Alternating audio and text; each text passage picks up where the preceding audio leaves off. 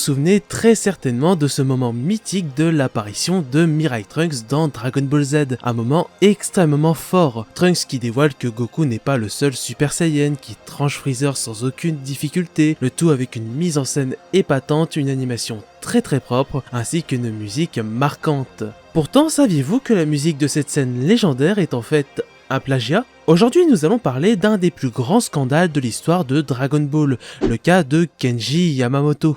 Déjà, qui est Kenji Yamamoto? Il s'agit d'un des 3 grands compositeurs ayant travaillé sur la licence avec Shunsuke Kikuchi et Norihito Sumitomo aujourd'hui. Il est principalement connu pour ses divers arrangements sur de nombreuses chansons d'opening, d'ending, ainsi que d'insert song de Dragon Ball Z, surtout sur celle de son meilleur ami Hironobu Kageyama, le chanteur le plus populaire de toute la licence. Mais aussi pour être le compositeur de la grande majorité des jeux vidéo Dragon Ball entre 1993 et 2008, et surtout des 2 tiers de Dragon Ball Kai jusqu'à la fin de l'arc Cell. Autrement dit, c'est le compositeur qui a travaillé le plus longtemps sur Dragon Ball, et vous avez déjà entendu nombreux de ses travaux. Maintenant, qu'est-ce qui s'est passé et pourquoi représente-t-il l'un des plus grands scandales de Dragon Ball? En 2009, à l'annonce de Dragon Ball Kai remasterisant l'animé Dragon Ball Z, avec de la 16/9ème, une coupe d'énormément de passages fillers, de nouveaux doublages, ainsi qu'une nouvelle OST où Kenji Yamamoto a été sélectionné comme je l'ai dit, nous nous retrouvons 2 ans plus tard, soit en 2011, nous sommes à la toute fin de l'arc Cell et Yamamoto compose tranquillement ses petites musiques. Cependant, avec la puissance d'internet qui grimpait en flèche à ce moment là,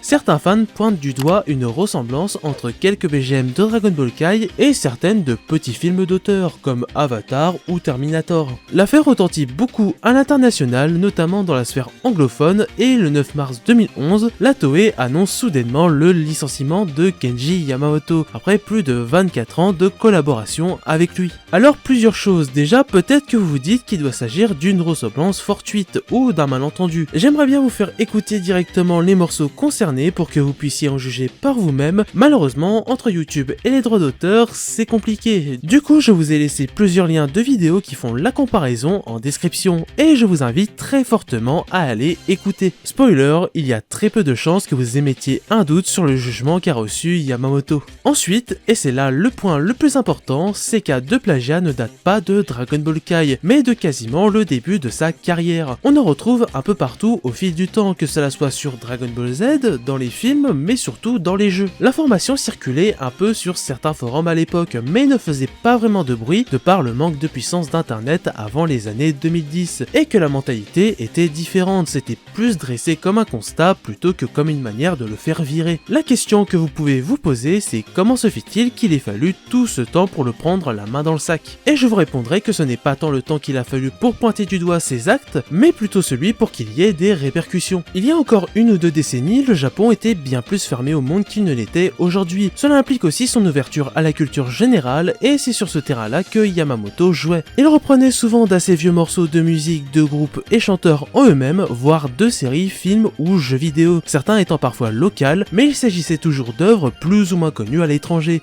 ce qui faisait qu'au Japon, c'était bien moins le cas. Il a pu donc surfer sur cette méconnaissance globale. Et apparemment, j'ai eu vent de quelques bruits de couloir, donc à prendre avec des pincettes, mais ça m'étonnerait pas si c'était vrai que bon nombre d'internes étaient déjà au courant de tout ça, mais que le bruit ne serait jamais sorti, évidemment. Le problème, c'est que Yamamoto a baissé sa garde et a été trop confiant en faisant de moins en moins gaffe à ses plagiats, jusqu'à reprendre du travail venant de 2 des plus gros films de l'histoire du cinéma. Avec cette controverse qui s'ébruitait de plus en plus, surtout aux États-Unis, là où Yamamoto venait puiser le plus, et que l'affaire commençait à remonter sérieusement à des oreilles importantes du milieu, la Toei Animation et tous les autres ayants droit travaillant avec lui ont préféré le mettre à la porte plutôt que de se retrouver complice et donc faire face à de très gros soucis en justice. Tout ça a beaucoup fait parler au Japon et les conséquences se sont fait énormément ressentir sur la licence Dragon Ball. Déjà la première, cela a été d'enlever tous les travaux de la diffusion télévisée au Japon de Dragon Ball Kai à partir de l'épisode 96 et de les remplacer par ceux de Kikuchi sur Dragon Ball Z,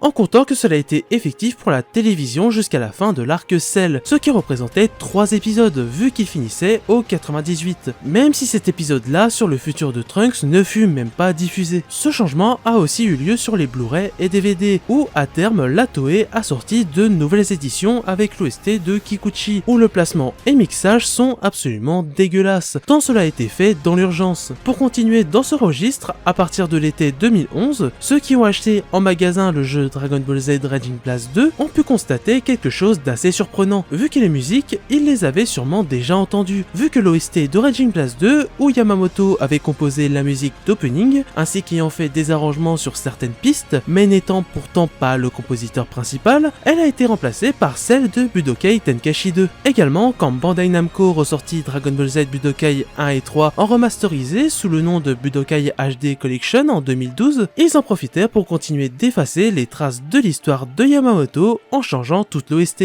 Aussi, pour en rajouter une couche, 2 jours après l'annonce du licenciement de Yamamoto, soit le 11 mars 2011, le désastre de Fukushima s'abat sur le Japon. Sur le point de vue de la Toei vis-à-vis de Dragon Ball Kai, entre l'affaire Plagiamoto, cette catastrophe, d'autres problèmes par-ci par-là, ainsi que la série qui arrivait à un point de transition, soit la fin de l'arc Cell, la série a été stoppée pendant 3 ans, avant de revenir sous un nouveau jour avec l'arc Buu le 6 avril 2014. On a pu entendre pour la première fois les travaux du nouveau compositeur officiel des grosses productions animées Dragon Ball, soit Norihito Sumitomo. Enfin, Hironobu Kageyama décida de ne pas renouveler son contrat en 2012 avec les ayants droit de Dragon Ball, notamment par rapport au traitement de Yamamoto qui était son meilleur ami. Et pour ce dernier, comme se retrouver dans une controverse comme ça au Japon, surtout pour des accusations de plagiat, c'est très grave, il fut banni officieusement du monde de la composition et de la musique. On n'a quasiment pas eu de nouvelles de lui après ça, si ce n'est qu'il aurait arrangé quelques musiques pour Kageyama et qu'il composerait juste dans son coin. Et au cas où vous vous posez la question de s'il avait été poursuivi en justice ou non, sachez que dans ce genre de cas où on parle avant tout d'accusations de plagiat, ça va généralement plus se régler sur un plan plus civil, ce qui a été le cas ici avec le licenciement immédiat de Yamamoto. Après, ce n'est pas pour autant qu'il n'a jamais rien fait d'original, ou du moins pour lesquels nous n'avons rien trouvé. Mais en tout cas, pour ce qu'il a apporté à Dragon Ball, beaucoup de fans ainsi que moi-même avons toujours un certain amour pour lui, et que malgré tout ça, peut-être qu'il s'agit d'un piètre compositeur ayant peu d'inventivité, mais cela reste un excellent arrangeur. De votre côté, après avoir écouté les comparaisons entre ces morceaux et ceux qui seraient potentiellement plagiés, est-ce que vous pensez que c'est indéniable